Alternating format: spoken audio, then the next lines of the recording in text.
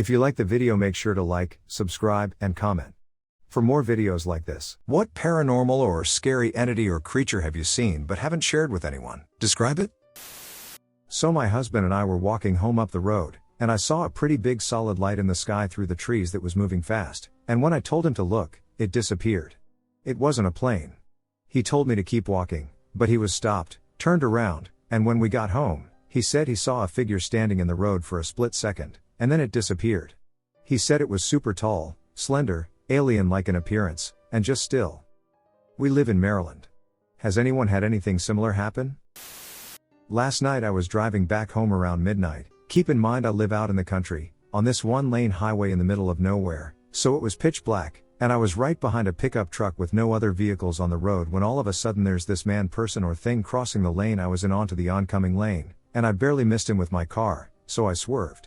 It was so weird because the truck that was right in front of me didn't swerve at all.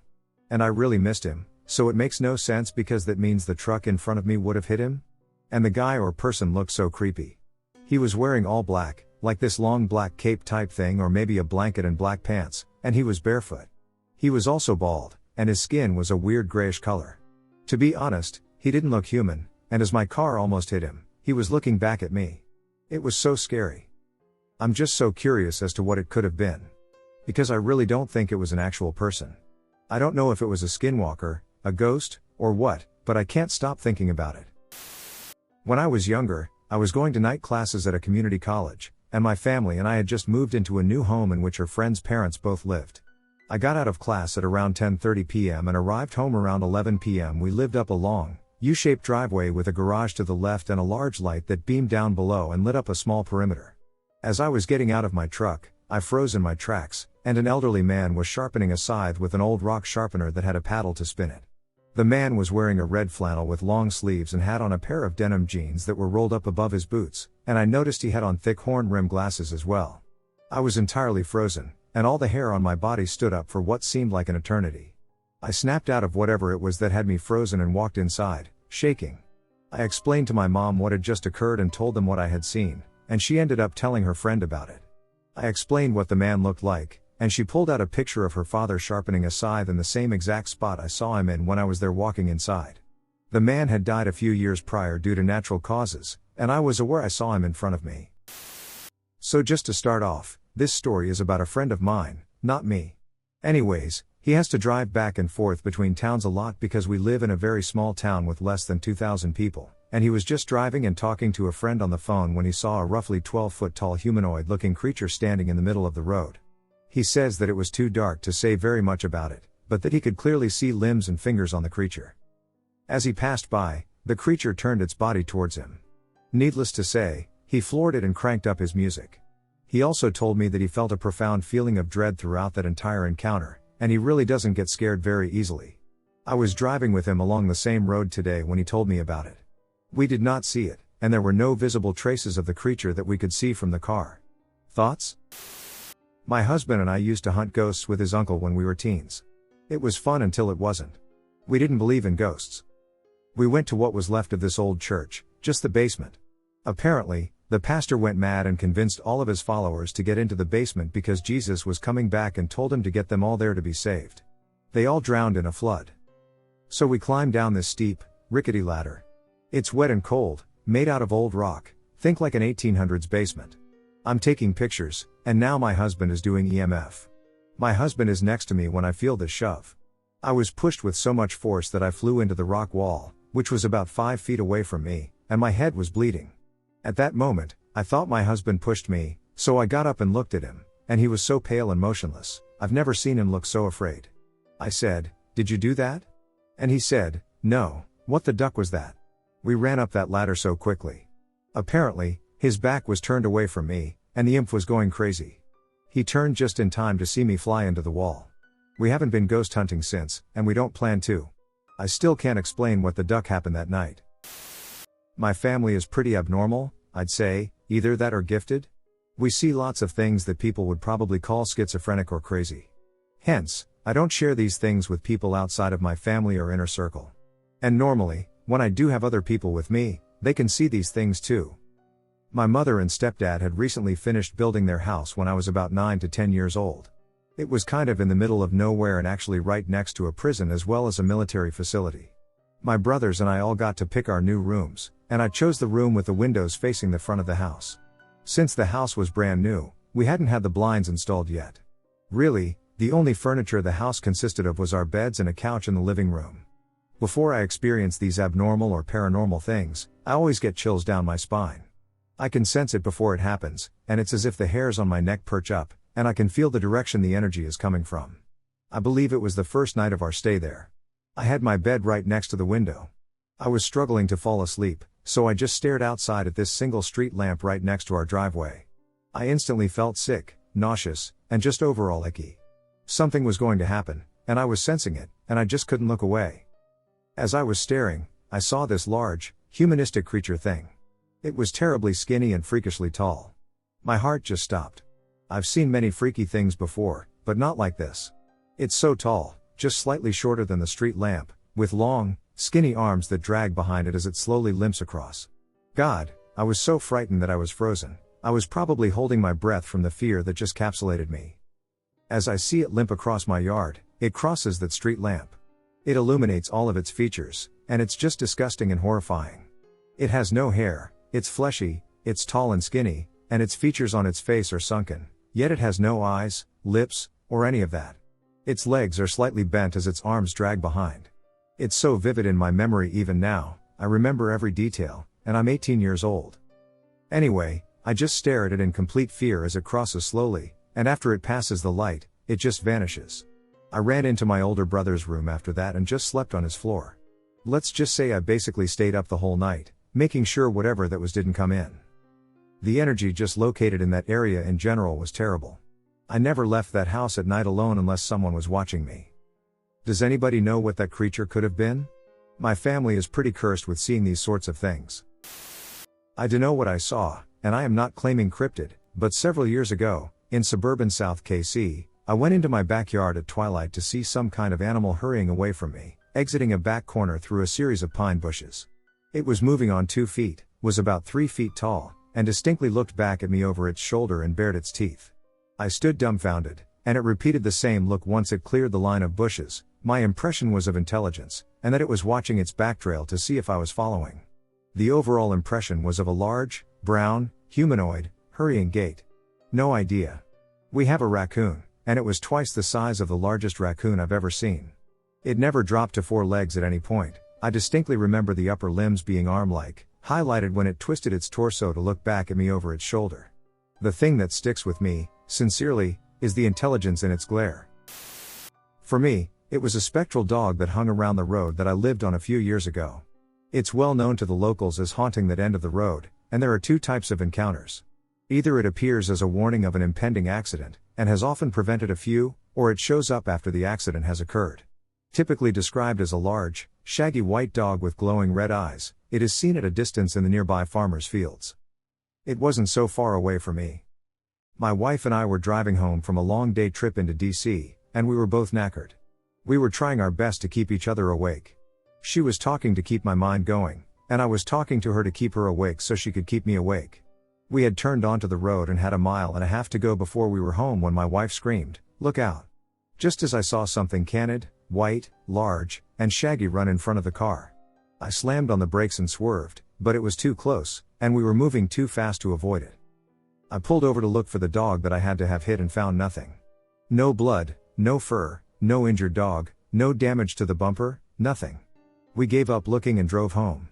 The adrenaline surge kept us going until we got home, and for an hour past that, we were ready to finally go to bed.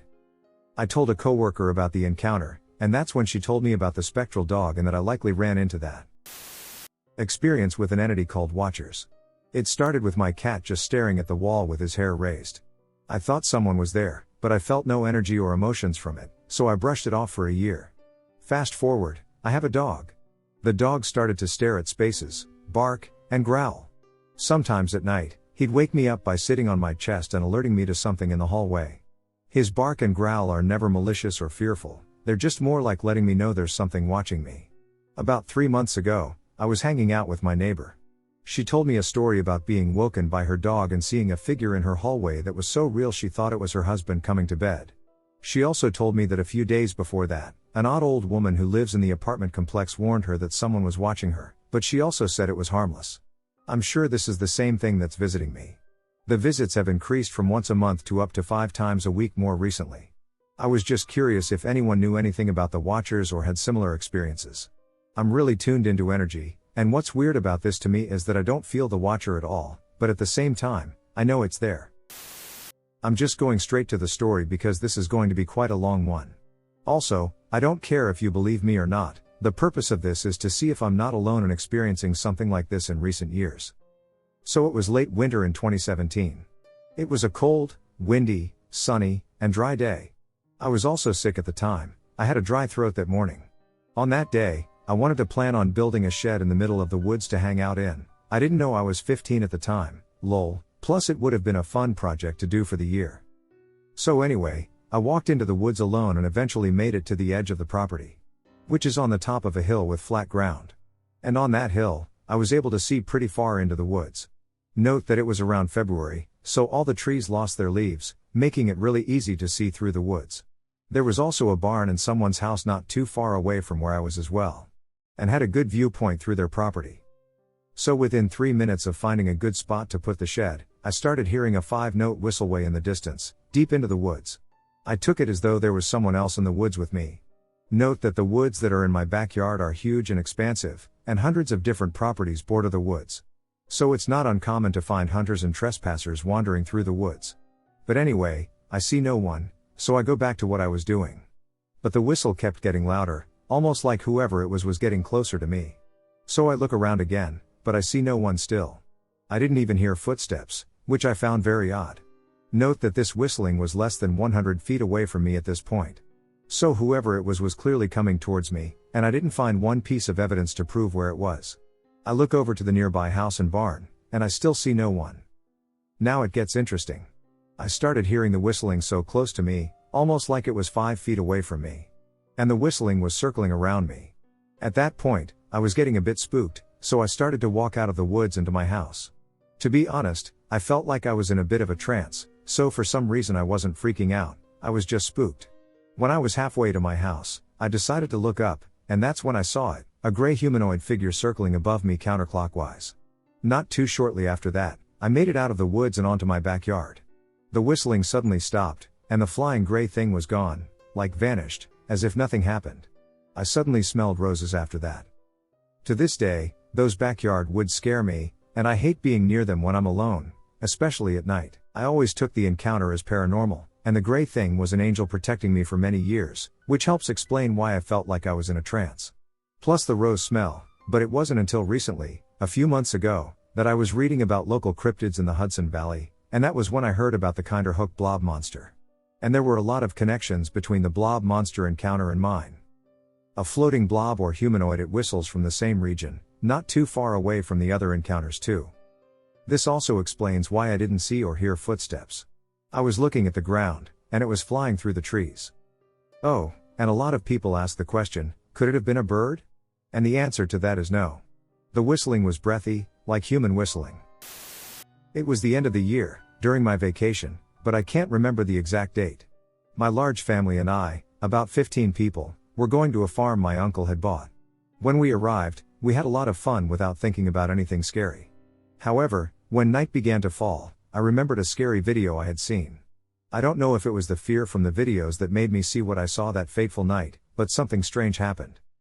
There was no house on the farm. People had to sleep in their cars or in hammocks under an improvised roof outside, surrounded by the deafening sounds of the dark forest. Only the moon in the sky illuminated the dirt road leading to the farm. I was in the car, but since my brother and my father couldn't bear to sleep in the hammock, they came to stay with us in the cramped and cold car, as it was a very cold night. Curious about what it would be like to sleep in a hammock in the middle of the farm with other people, I decided to try it. It was very uncomfortable, and I couldn't sleep. The noise of the forest began to get louder, and the more I noticed it, the more scared I became. It seemed that the noise was getting louder every second. I decided to go back to the car, which was a few meters away from me. When I lowered the hammock's fabric to get out, I saw, on the trail of the dirt road, a man in black staring at me from afar. He was really far away, but he seemed so close. Maybe it was the fear, but it was very strange. In disbelief at what I was seeing, I must have stared at that figure for at least 10 seconds. He was somewhat illuminated by the moon, and black smoke was pouring out of his body. In fact, he was entirely black. What confirms what I saw was that the moon was very bright that night, illuminating the entire dirt road. I ran back to the car, scared, and told my mother and father everything. My mother also said she saw similar things when she was little at her grandmother's farm, which sent a chill down my spine. This really happened. Take my word for it, if you wish. If not, that's fine too. As far back as I can remember, I've always enjoyed learning about history, including military history. As an early teen, my dad got me a copy of Time Life's Civil War, Gettysburg. I looked through it and read it constantly. I was particularly drawn to a photo of a deceased soldier pictured at Devil's Den. I never forgot it. Fast forward about 20 years. My wife and I decided to finally visit Gettysburg on Halloween for our wedding anniversary. My first stop had to be the Devil's Den. The Gettysburg Military Park has tons of one-way little roads. The road towards Devil's Den had a few. We missed a turn or something, and we got lost. It was approaching evening, but not dark. It was overcast with a little drizzle. And my wife and I were hungry. So we decided to come back tomorrow. Driving back into town, I pulled up onto a deserted road that was also a four-way stop. This is where we saw it. Sitting at the stop sign, I automatically looked to make sure it was clear to drive off. As I was about to pull away, I saw something to my left that was probably close enough to reach out and touch. There, floating midair about torso height, was what looked like a cotton button shirt that I believe was dark gray. It was torn to pieces and fluttering violently, as though hurricane winds were blowing. I don't remember sounds or smells. There was no blood, and I don't recall seeing any body parts. Just this shirt. My brain didn't, or couldn't, register what it was seeing. I looked at this apparition for about 10 seconds, then drove off. A moment after that, I turned to my wife without saying a word. She was smiling at me and asked, "Did you see it?" Every word of this is true, and the event happened. There is no mistaking what my wife and I saw for anything other than what it was. Well, I grew up in a haunted house. There was a huge amount of activity regularly, most of it was noise and things being thrown or moved. It was a very old house that has seen a lot of death, both in the home and the surrounding areas. It was an old mining town. Anyways, I would see things thrown across the room, not just fall but thrown so hard that if it was class, it would break and flew from one side of the room to the other. There was also this very large black thing. You could see the shape, but there was no definition, but it looked human-shaped.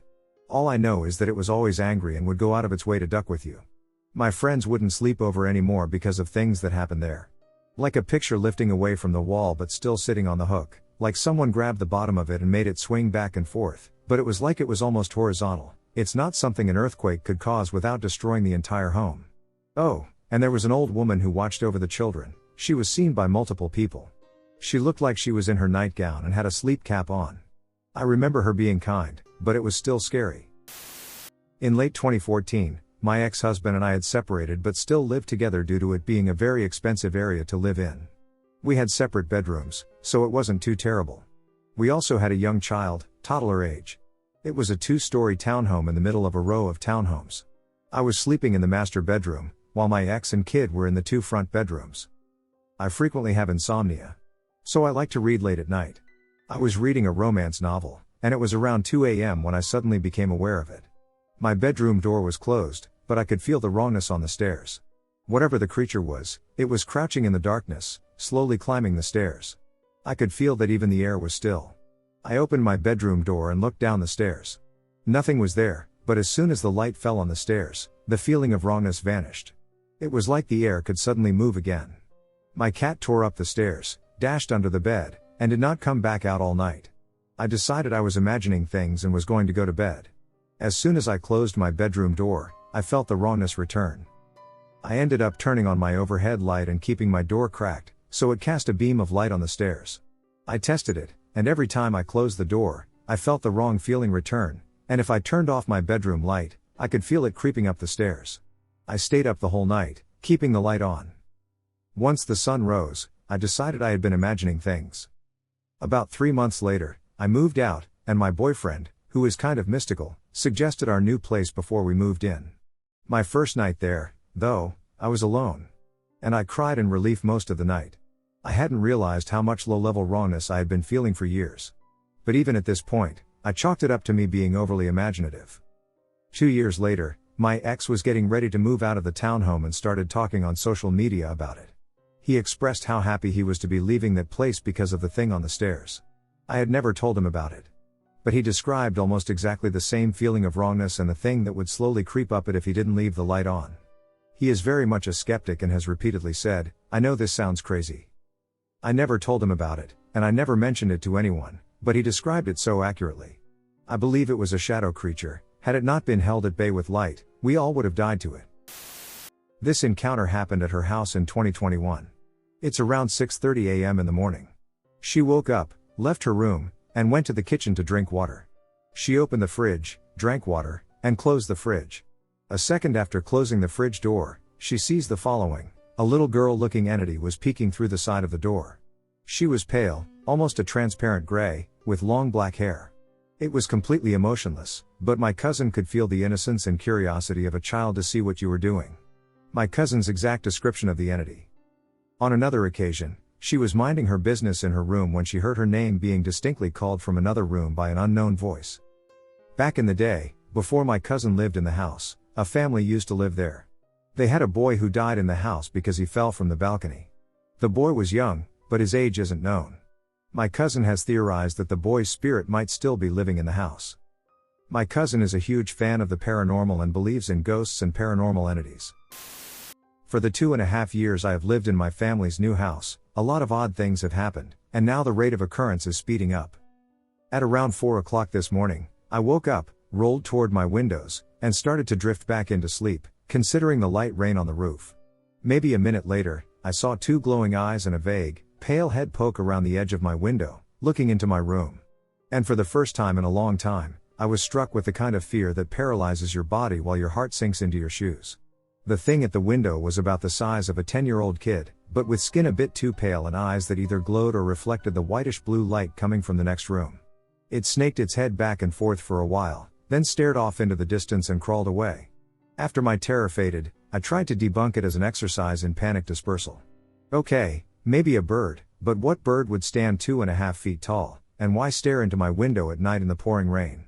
Maybe a cat, but what cat would climb onto a first-story roof, walk across a slippery tin roof, and stare into my window? Maybe some kid is playing a prank, but why at 4 o'clock in the morning in the rain? Why didn't I hear footsteps? Why did the eyes reflect or glow? Why go through all that trouble for no payoff? I should mention that the day before, while on a hike in the woods, I heard a sudden hush in the forest, followed by oddly bipedal sounding footsteps. I passed it off as a deer, or a hunter, or something like that, but now I'm not sure. I've had other, more explainable things happen recently, but this has me nervous about sleeping. What if it's been staring in at night, watching me, trying to open the windows? The thought that scares me most is that I have seen something like it, with black eyes and white skin, and that maybe there are 2 now, parent and child, waiting for something to happen. Okay, so basically, I was raised as a very strict Christian and have never really believed in ghosts, but I do believe in demonic entities or something that is definitely evil. We'll call her Amanda. I would stay at Amanda's house basically every weekend, and after we graduated, I was there pretty much 24/7. Never once did I feel weird in her house. One day, Amanda calls me basically in tears, insisting someone has broken into her house and that she hears footsteps and banging, and I told her I'd come over and check it out because I lived literally 2 minutes down the road. I show up, and the doors are all locked. I, being an idiot, jokingly start kicking in doors, yelling out, and calling for any serial killers to come out. It made her laugh and feel better, and, to be honest, it kind of made me feel better, too. As the weeks pass, we forget about the situation and go on with our lives. Suddenly Amanda is telling me how her dad finally fixed the upstairs bathroom shower where her bedroom is, and that every time she uses that shower, she feels like she's being watched, and the lights flicker, which creeps her out. I play it off as her just being spooked or trying to creep me out. Then another time her mom is talking to me and tells me she got spooked because the door to that bathroom got stuck and she felt like someone was holding it shut. Again, I play it off as something that can be scientifically explained. Their house was split level, and her parents basically had the entire downstairs, and their kids had the upper level. There were 2 rooms that suddenly started bothering me, and they were the upper living room and the laundry room downstairs. Every time I'd go upstairs, I'd see a black figure in the corner of my eye, and every time I'd go to the laundry room, it was eerily dark, even with lights on, and freezing cold even in the middle of summer. It was weird, but I just avoided those areas. I had read something about how sound vibrations can cause people to think they see something that's not there, or something along those lines. The point is that it made me feel better, and the laundry room, I figured, was just because it had concrete flooring. One night, I had come over late after work, and Amanda went downstairs to take a shower. I laid down on her bed with her door open and my back turned, and I got this awful feeling of being watched. And you know how sometimes you can almost hear when someone is sneaking up on you? Well, I had that feeling. I immediately sat up and looked at the doorway, convinced it was her brother screwing with me or that the dog had come upstairs, but there was nothing there. I couldn't shake that feeling, though. It felt like someone was literally walking in through the doorway and staring holes into me, and at any second something scary was going to happen. I sat there for probably 2 minutes just staring, debating if I should book it, pray, or scream. It felt like forever, but I finally heard Amanda coming out of the bathroom, and immediately the feeling faded. I immediately tell Amanda about this, and when she hears it, she kind of brushes it off and says that it's her grandpa's ghost, and he likes to mess with people in the house. I remind her of all the horrible things that have been happening lately, and she tells me that her mom had bought sage and was going to sage the house to get rid of it, but she had a dream where her dad came to her and said it was him just playing and decided she wouldn't sage it. I'm creeped out at this point, but I decide it's too late for me to drive home and just decide to sleep in bed with her. That night, I had awful nightmares.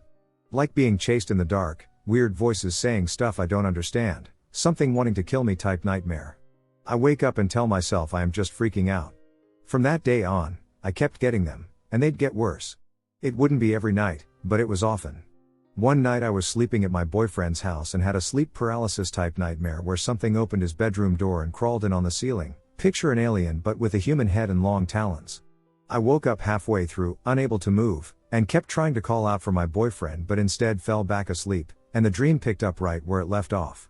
I text Amanda's mom, and she reaffirms that there is nothing evil in her house, it's her dad, and he was just playing pranks on all of them.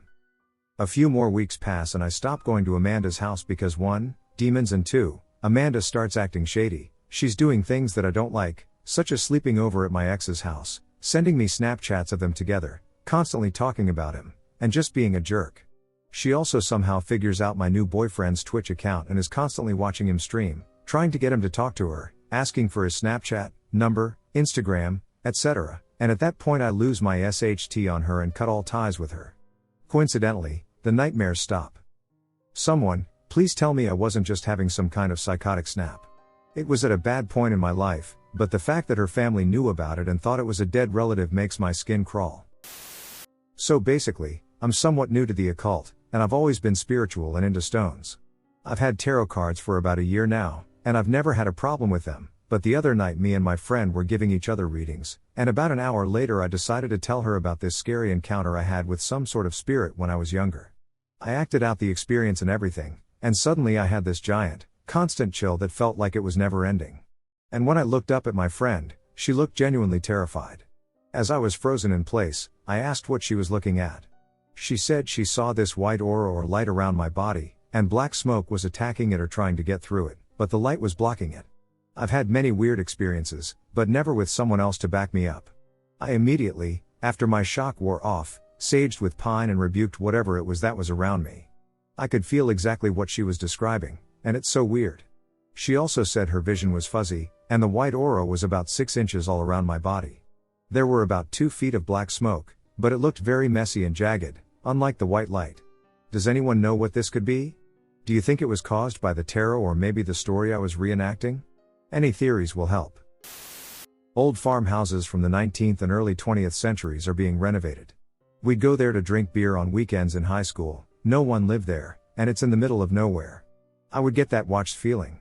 Despite the undercurrent of discomfort during hangouts, we went out there multiple times. Weird SHT would happen. Nothing concrete. Fans turning on and off on their own when we're not paying attention, and a coal from a grill we had just used somehow jumping out of a closed grill and almost starting a fire. Then concrete SHT happened the last time we went out. At the end of the night, a flashlight in a drawstring bag started turning on and off inside the bag with nobody touching the switch.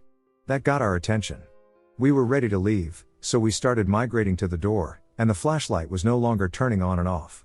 We turn off all the lights in the house, then start walking down the dark as front steps into the garage. Suddenly, the light switch, which is 10 feet away from anyone, gets physically and audibly flipped back on, and so does another, about 25 feet away. We freak out. My dad runs up and turns off the 2 lights. We stumbled through the terrifying, dark garage full of farm equipment, which was probably the most scary place I've ever been. We make it to the car and drive off. A week or 2 later, the place burned down from an unknown fire. Since it was being renovated, it's easy to write it off, but they never found the cause of the fire. I just want to start off by saying I'm a firm believer in the paranormal. I've had experiences with shadow people, ghosts, spirits, some grotesque hag that tries to unalive you in your sleep, etc. Before I start, I'd like to give some background on my living area. I have a slight light source in the hallway leading to my bathroom, so a slight area is lit at night, but not much. I have huge boxes leading to the entrance. I live with nobody else in my studio apartment. I only wear all black, I don't own any plain white t-shirts. This apartment building was built in 1928, and I've already experienced a residual haunting around Christmas time. A few nights ago, I was lying in bed, and I happened to look up to see where the boxes were in the hallway. I saw another me. Same height as me, same brown curly/wavy hair as me, same everything except she had white eyes, no pupils, creepy-ass ducking smile, white long t-shirt. Again, I live with no one else and all I wear is black, just staring and smiling at me. She was leaning into the entrance too, like I saw her hands wrapped around the wall. I haven't seen this entity since, but this is definitely the first time I've ever seen another me. I figured I'd come on here and ask what I witnessed. It was a pretty uneventful day.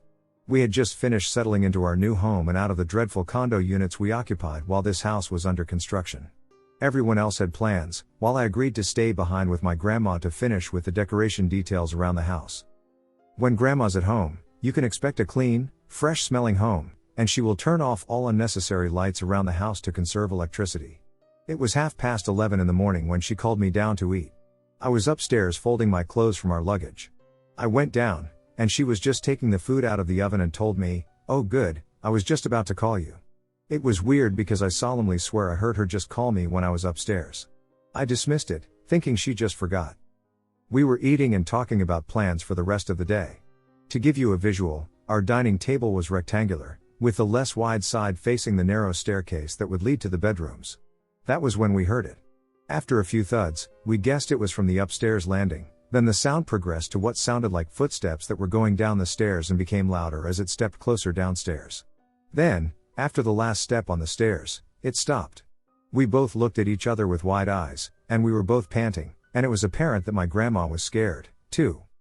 She took a huge breath, and with trembling fingers, she flipped the switch to open all the downstairs lights and turned the TV on for some background noise.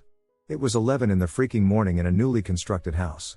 We were so scared that we just ate in silence and just sat in the living room for what seemed like an eternity until every one of our family members came home. They asked us about our day, and somehow we both knew in silent agreement that we should keep to ourselves what happened earlier. Later that night, around 9, everyone was in bed, and as always, I shared a room with my grandma, and my aunt, who was visiting us, was in the same room as well. Everything was quiet, and we had a lamp on. My eyes were closed, but I felt a shift in the mattress, and the lamp light went out. I assumed it was my grandma who decided to conserve electricity again. I shrugged it off and tried to fall asleep. I heard one of our family members go down the stairs and talk about the kitchen, and I guess they were eating because we could hear the clatter of spoons and forks against the plate and the faucet turning on as well. Mind you, we don't have neighbors yet, as the subdivision is still in early development. I fell fast asleep after that. In the morning, there was a slight commotion when I got to breakfast. Everyone was teasing my aunt, the one who slept next to me, saying that she got hungry again and went downstairs in the night rummaging for leftovers. My grandma was unaware of this, as she brought my cousin Anna to school earlier this morning and hasn't been home yet. Everyone saw me walk down the stairs, and when I caught up to their conversation, I blankly told them, "No, and Andy was beside me in bed the whole night. I thought it was one of you guys that went down. I was still just half asleep when I heard someone eating too." Everyone got silent as I finished my sentence, and from there, we all knew that it was never one of us whose noise we heard last night.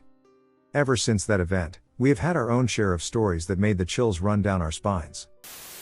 When I was 10, my family and I moved to a place called Central. It was a small community with lots of trees and greenery. A few cow pastures too. The place I lived was an old farmhouse. It was white, and it was the family home of the landlady. When I first entered the house, it just felt off to me. There was a basement, which I eagerly went to explore. On the right-hand side of the room, there were these old mason jars that date back to the late 1800s and were filled with different vegetables. The landlady told my mom not to mess with them and to leave them there. To the left, the rest of the basement was blocked off by cinder blocks. But you could see over them. I peeked in, and it was the darkest I had ever seen in my life. I instantly got a bad feeling, and I felt like the darkness was staring back at me. I booked it out of there and back to my mom. In my room, I would hear footsteps going from my brother's doorway to mine every night. I didn't like sleeping in there, so I started sleeping on the couch my parents had in their room. After I started sleeping in there, I would get these horrible dreams of a woman with dark hair and shallow, evil eyes with rotten green and yellowish skin. She would crawl out from behind the cinder blocks. There was a time when my mom was yelling at my brother and me, and this heavy stereo system was flung from its spot. If it had just fallen, it would have tumbled, hit the desk below it, and landed before the desk. But it was flung halfway across the room and landed at my mom's feet. There was another instance where I was practicing the recorder for music class and I was trying to get my fingers on the right notes, but before I could put it to my lips to blow the last note, cold air brushed against my face and blew the note for me. I know it wasn't AC because we didn't have it there. The house was too old for it. These are just a few of the things I experienced at that house in Central. I believe in the paranormal, but I always try to be skeptical and find something that could cause the experience, but I am convinced that the house is haunted. I was never one to really believe in ghosts. I always thought there was a logical explanation or some sort of exaggeration going on. That being said, I was raised as a Christian and still have faith today, although I'm not one who thinks that others can't hold their own beliefs.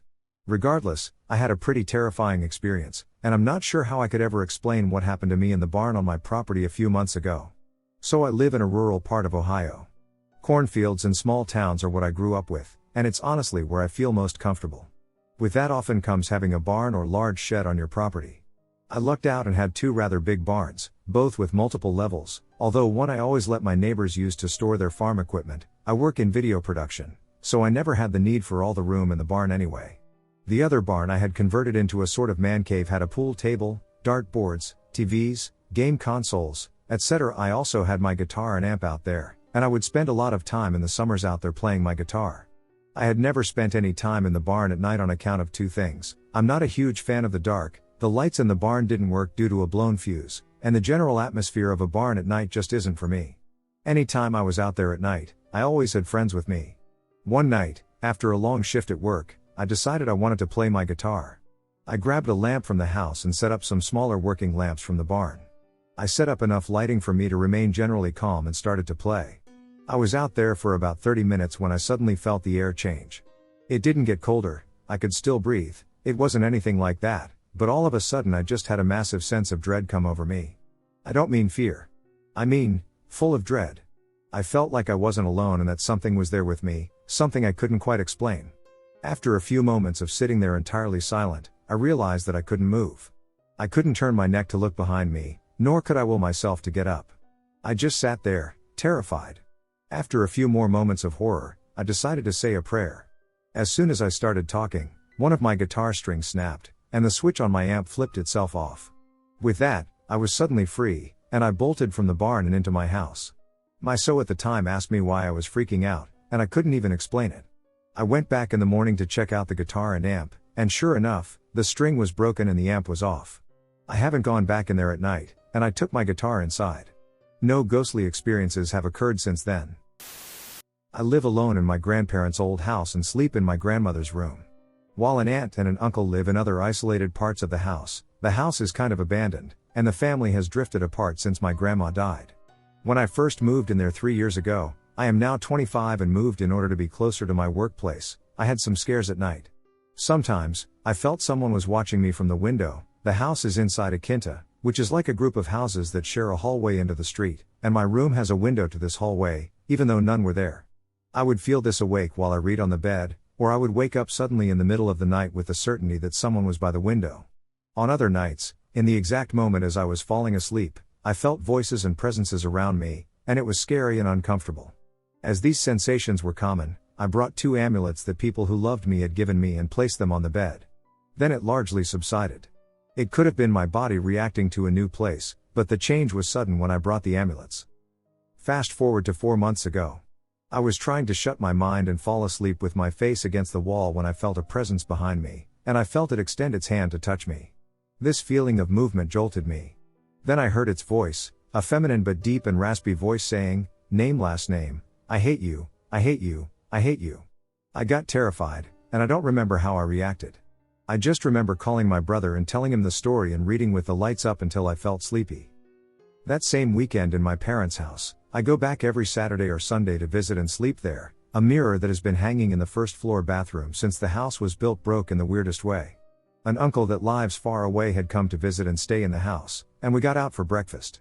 As we went out, the mirror was whole, and I combed my hair in there. When we came back, the mirror was broken inside the shower, as if someone had picked it up and thrown it in there. It was not possible that it had simply fallen off its perch or that it had slid sideways because of the wind, even though the bathroom window is small and closed. It was not possible because the shower was quite far away from where the mirror was perched. That same day, they called a priest so that he would bless the house and me. I told them my story. We've had weird happenings in the house before, and blessings by priests, but nothing as strong as this. I think that someone has cursed me somehow. I think that is because the voice knew my name. What do you think? Have you heard something like this before? I actually saw ball lightning as a kid, really close. I was on the right hand of the back seat of our car and looked ahead as we were slightly going uphill on a normal road in some small town. It came straight down towards us, but on the sidewalk, rolling. The insides of it were a wild mix of what some marbles look like inside and the inside of certain jellyfish, all the while shooting short blue rays of electricity in all directions. When it was about where I was, it took a sharp turn away into the yard between houses, and I lost sight of it. Later in life, 2 UFOs appeared at once. I was standing awkwardly at my window, wanting to try out my dad's tobacco pipe, when I saw 2 very bright blinking lights towards the horizon, motionless, and assumed they were stars. This repeated over the next couple hours. They just caught my eye when I went smoking at the window, as they were in my direct line of sight. Hours later, I went to smoke once more, and as I looked at the stars, both of them started taking off, the left one to the left, at the speed of what a regular plane would go, but quickly disappeared behind my window frame. The right one, though, was what convinced me that it was actually UFOs. Not only that, they stood still all these hours, then both took off at the same time, but the right one was just blasting off, leaving a trail behind. I watched it slack-jawed, going all the way across the sky. We don't have aircraft that could go at that speed or hover in the same spot for hours on end. I get visits from invisible people sometimes. I see the air bend around them. It's so bad, it startles me when one steps towards me. I've dodged to the side because of it before. There's smaller ones, too, who love to run all over sofas and stuff, almost like a riled up dog. I suppose the pitch black orb that was sharply flying a curve around my head before it disappeared in the wall was related. 2 of them were frolicking through our backyard like giant apes. Actually, I heard them approach loudly from the neighbor's yard. One came swinging through the tree, and the other, I guess, scaled the fence. Then they rummaged through our bushes in absolute silence when they came the last few yards towards me. Then there was the awful feeling as if something sucked on my neck like 2 fleshy tubes. Around that time, it felt like the entire city was losing its mind. A drinking buddy at the bar was mentioning it too, unrelated, wondering what the heck was happening with people. I guess we'll never know, but I had the weirdest rashes at that time that still bother me after all these years. That was a surreal time in 2013-14. I have 2 stories to share that both happened in the early 2010s. The first story starts with me going to bed one night when I was in my mid-teens. It was probably around 2 a.m., as I had the tendency to go to bed super late and sleep until the early afternoon. I was having trouble falling asleep as my room was usually hot in the summer when this story takes place.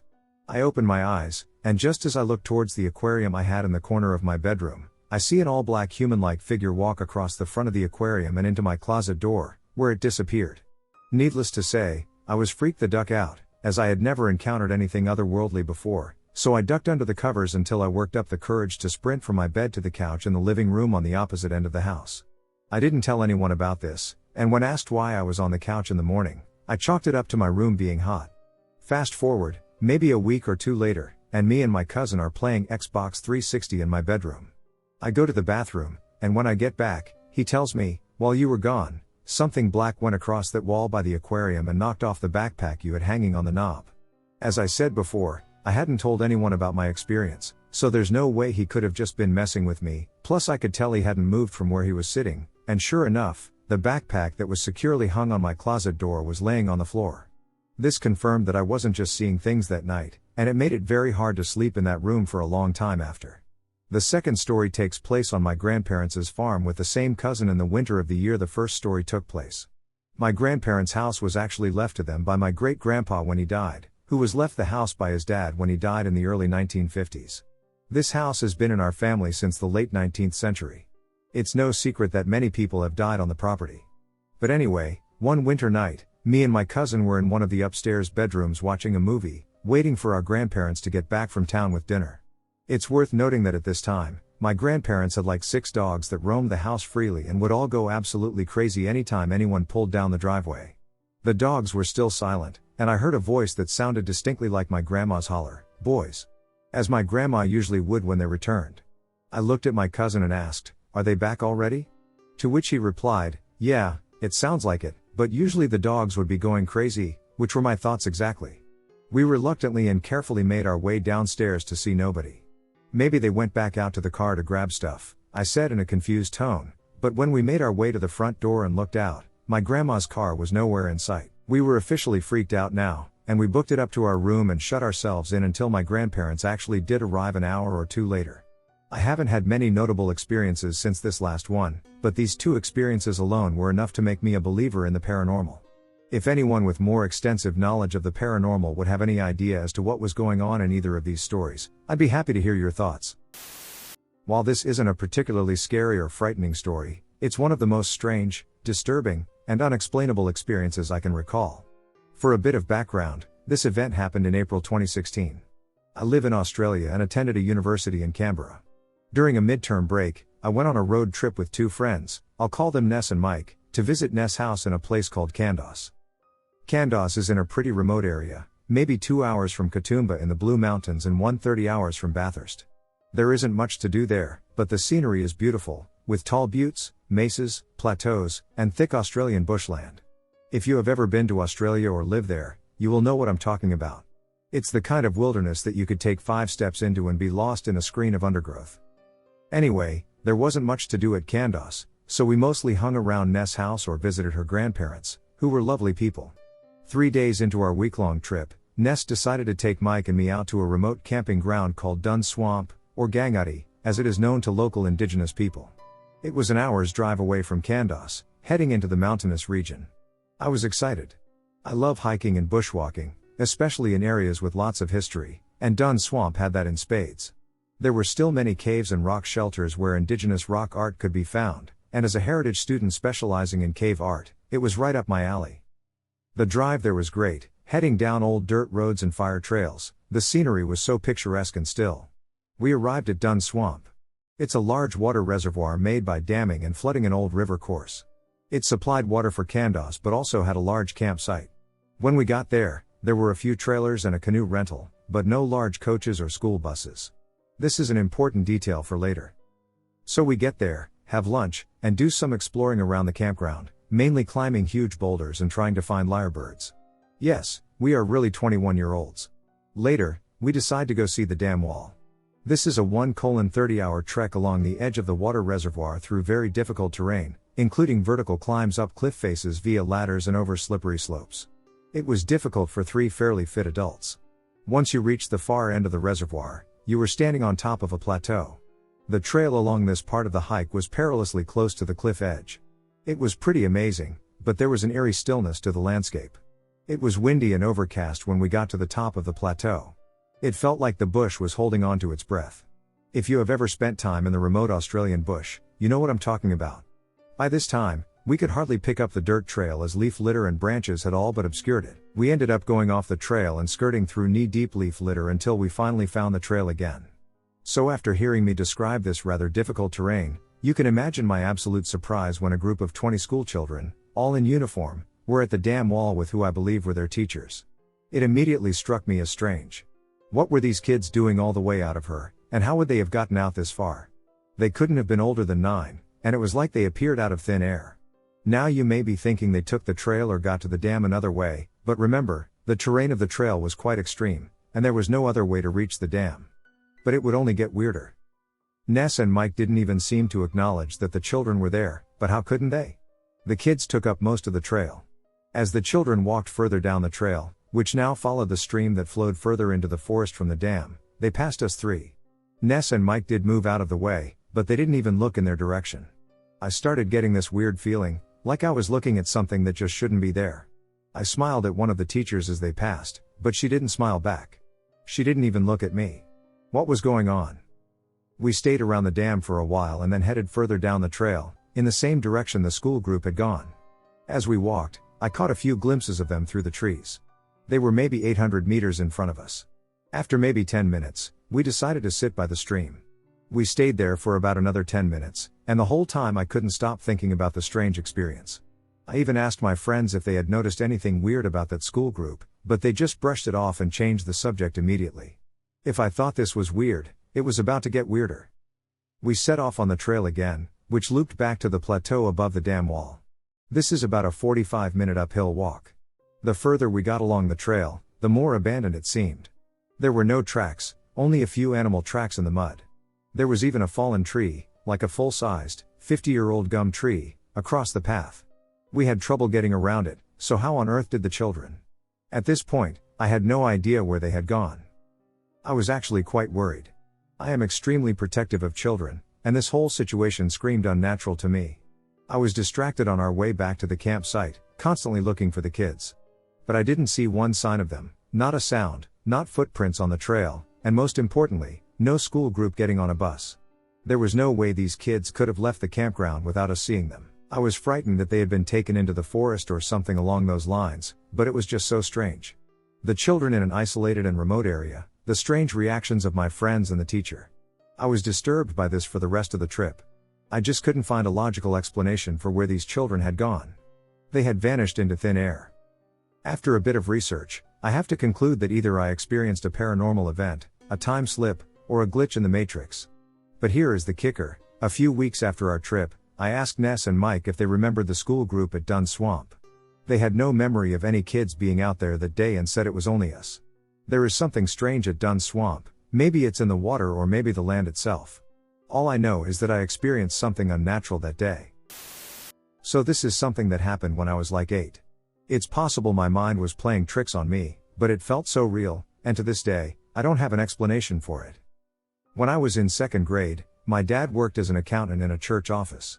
On days my mom worked late, he'd pick up me and my sisters from school, and we'd hang out in a mostly empty church until my dad got off work. This involved lots of exploring since it was a pretty big church. So one day, I remember I was hanging out by myself in the giant sanctuary. I think I was trying to nap on one of the pews. I was suddenly jolted awake by a loud clanging sound, almost like someone was shaking their car keys, but so much louder.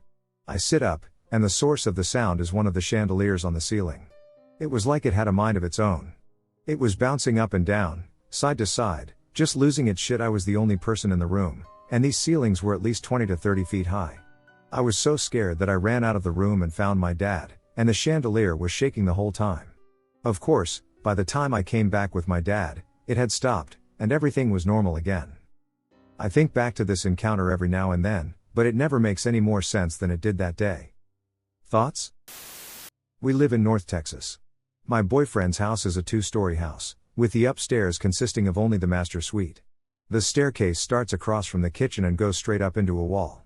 There is a 90-degree opening to the bedroom door. There are no vents on this staircase. Once inside the door, there is a small hallway section that has doors on either side, one to the bathroom and one to the closet. From there, you walk into the room, with one side being the bed and the other side having a lounge area with a TV and recliner. I had stayed at my boyfriend's house a few times and had a few experiences where, when in the house alone, I would hear very distinct sounds of boots stomping around downstairs. I am not a stranger to ghostly activity, so I kind of laughed it off but did not let it bother me too much. My boyfriend said that he has had a few paranormal encounters in the house, but nothing like that. One night, I was lying in bed watching TV. My boyfriend was standing by the hallway leading into the room with our cat. He was commenting on feeling a draft under the door, which is strange because, again, there are no vents and the hallway leading into the room is a 90-degree angle. I hear the door start to creak open and see him and the cat react at the same time and snap towards the door, then hear the door slam shut and boots running up and down the stairs. This continued for a few minutes and then stopped. This was horrifying. I didn't know how to handle myself. This same sound happened multiple times every few nights for a couple of weeks. We would be trying to sleep and hear boots up and down, up and down, up and down the stairs, but nobody would be there. It happened so often that eventually we just learned to ignore it. Then the activity stopped seemingly out of nowhere. Additionally, in the master closet, there is a small hatch in the ceiling that leads to additional attic space that is not accessible from the main attic. Sometimes we can hear people shuffling around up there and walking. My boyfriend has refused to look up there ever since moving in, fearing he might find something scary.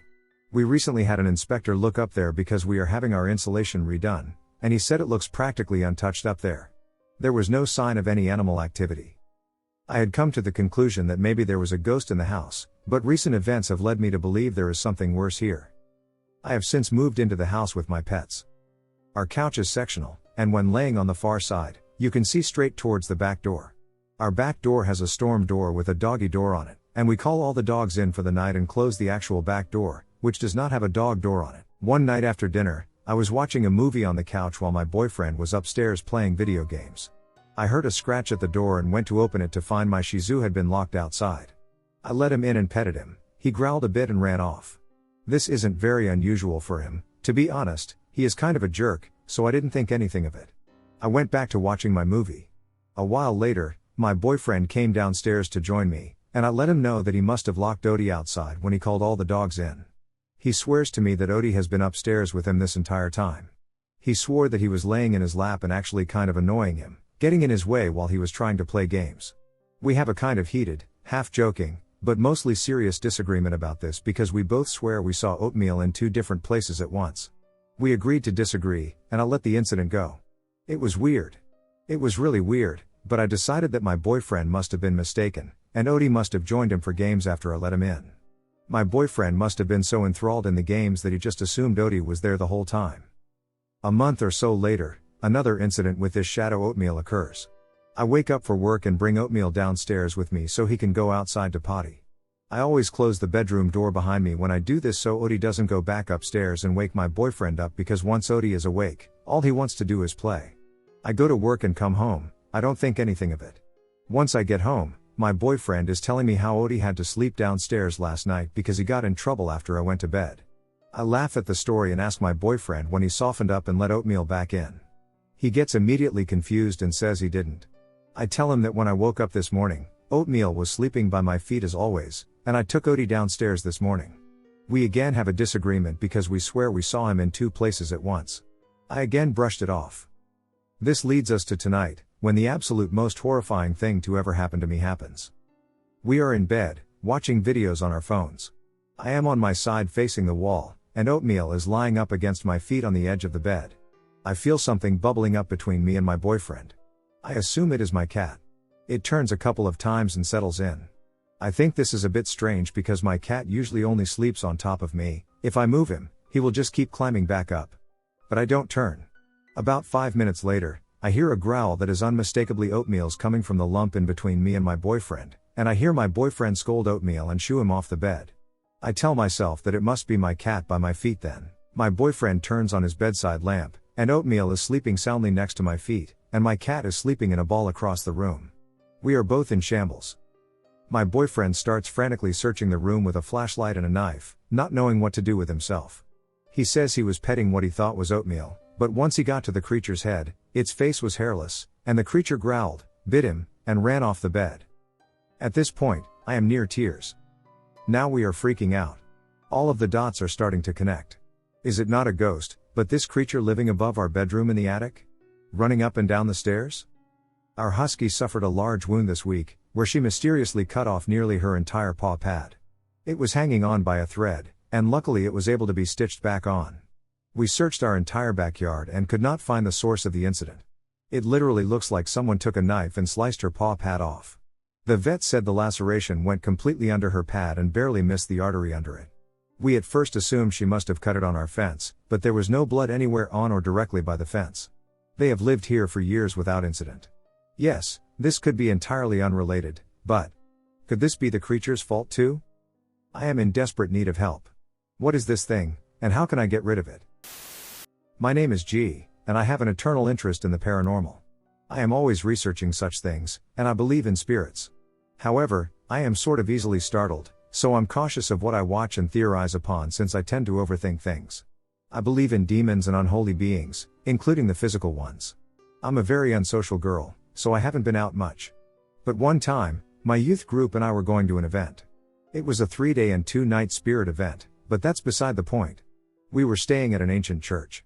The church was so old, you could get splinters from the pews, and the church organ sounded pitiful and much like an animal dying. We knew this because all the boys in the youth were troublemakers.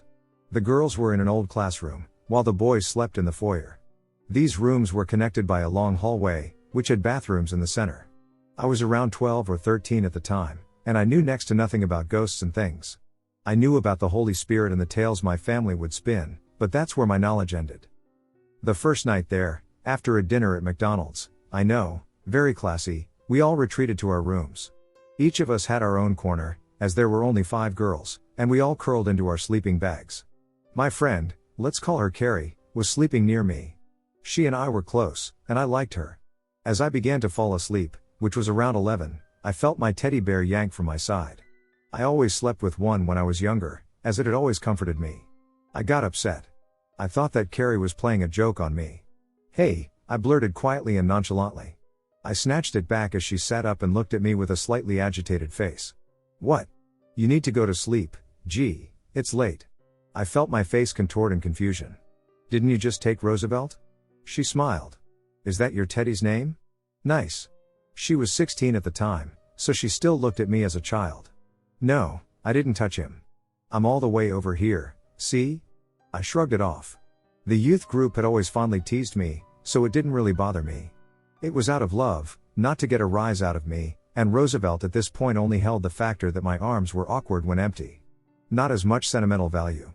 That's what I told myself.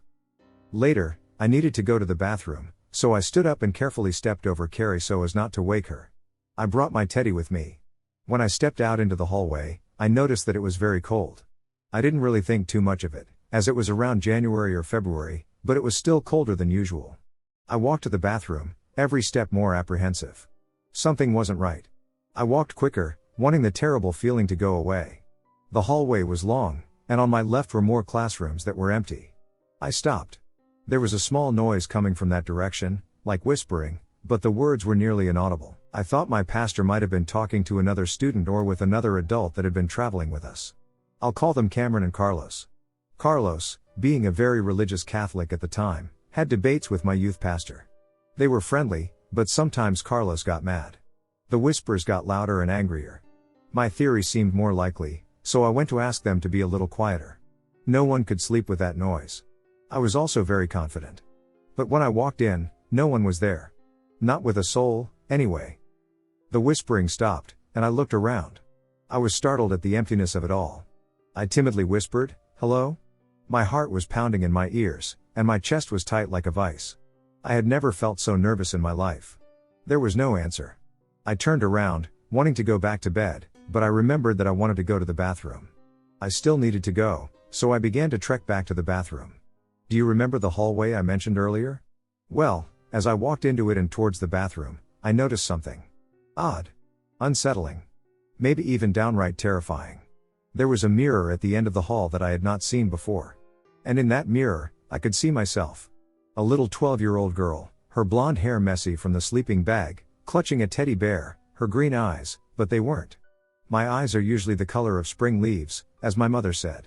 Yet here they were, black, emotionless holes. I gasped, closed my eyes, and opened them to see that the frightful image was gone. I saw myself again, my grassy eyes gazing back at me in terror. I shook my head in disbelief. What I saw isn't possible. It couldn't be. I have been so tired that my eyes are playing tricks on me. I hurriedly did my business and went back to the room to go back to sleep. Thank God, I had managed to do so. I woke up the next morning out of my sleeping bag, curled up in a fetal position in the corner of the room. I still don't know why I was over there. I sometimes worry that I had been dragged or that I had a night terror and went to hide. But either way, I'm pretty sure that it's best if I don't know. The next day was a normal day. Or as normal as it gets. When I got back to the church, the entire building set off a really uneasy feeling. I slowly walked to the bathroom. I was afraid to look in the mirror, so I used all my willpower not to look. I walked into the bathroom. A few minutes later, as I was washing my hands, I looked up at the mirror out of habit. Nothing seemed out of the ordinary. For a moment. Then I looked to the stalls, which were behind me. There was a dark figure standing in the stall I had just left. It was tall, over 7 feet, because it stood with its head above the door. I gasped and spun around, only to find nothing. I whimpered and ran out of the room. I didn't tell anyone about what I saw. And those of you listening now are the ones who know. My family? They know of my obsession, but not of the reason why. This is why. The day we were to leave, I had packed my things and went to the hallway to put them at the door so Cameron could help me get the bags to the van. I glanced down the hallway at the mirror, and to my horror, there stood a man in a white suit. His features were blank and imperceptible, except for his smile. That smile. It still haunts me to this day, giving me nightmares and visions even during the day. The grin was toothy and reached his ears, his head tilted to the side. I ran out, leaving my bags behind, and nearly tackled the oldest teen in the group. I wrapped my arms around his waist for stability and began to cry. He was tall, and he placed his hands on my shoulders and asked me what the matter was. The man. He was smiling at me in the mirror. He looked confused and knelt so he could be at eye level. What man, G? Who did you see? I began to calm down, but I was still gasping unevenly. The man in the mirror. He smiled at me with his big teeth. Show me. He simply said. He offered his hand to me, and I took it hesitantly and led him to the mirror. The man was gone. I don't see a man. G, are you okay? I was silent. This can't be possible. I saw him. But I didn't say anything except, I guess it was nothing. I dropped his hand and went to the van. Before I left the hallway, I said, thanks anyway. To this day, I never want to go to that church again. I don't remember where it was, but I will know if I see it. I have done endless research on these visions. I have read stories of sightings of this very man. I don't, however, know about the teeth. I have not found any stories that describe his sharp, seemingly endless maw. When I look back and think about it, I believe it was Satan. He must have come to the church because someone sinned and wanted to make me fear him. I do now, and I believe in more than just ghosts. Among them are demons and hell beings, trying to get to us and drag us to hell. Remember this, my fellow children, churches are just buildings, and they can't protect us from everything. No holy gates, moats of holy water, or anything of the sort. Blessings and exorcisms are common, but Lucifer? He finds his way. I was born in 2004 and have had paranormal experiences throughout my life. In my first house, I mistook a woman in a dress for my older brother. When I told my parents I saw him leave, they told me he was already at school and we were the only ones in the house. My younger brother and I would always see red firefly-like dots dance above us while we were laying in bed. Doors would slam, and there would always be noise that couldn't be explained. In 2013, we moved into a new house where my parents saw a dark, hunched raccoon-like figure on multiple occasions. There was also a motion-activated light in the hallway by my room that would go off by itself around 2 to 3 a.m. on multiple occasions. My sister's room was across the hall, and she told me that there was a time when she walked past my room and saw me sitting straight up in bed, staring right through her eyes. She said she told me to go to sleep, and I replied, I am sleeping, can you not see that I am sleeping? I never saw the figure that my parents did, but one of my older brother's friends saw it crawl up the stairs. Duck that. We moved again in 2017 into my parents' current house, and this is where we have all had the most intense experiences. First off, their house is in an older neighborhood with a lot of original owners still in their homes. Secondly, the previous owner of the house informed my dad that the next door neighbor hung himself on the back porch a few years prior. Apparently, the man had been hanging there long enough for turkey vultures to be swarming on his body and landing on the neighboring houses. When the body was found, his neck was so stretched that his feet almost reached the ground. This will come into play later. When we first moved into this house, my mom and I would talk about how clean and empty of entities this house felt. This all changed around a year or two after we moved into the house. My sister had her first daughter around this time and lived in an apartment with her boyfriend, now husband.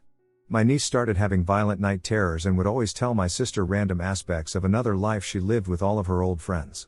One weekend, my sister came over and dropped my niece off to spend the night. While she was over, she kept telling us that all of her friends were there with us. I personally believe this entity used my niece to get into our house.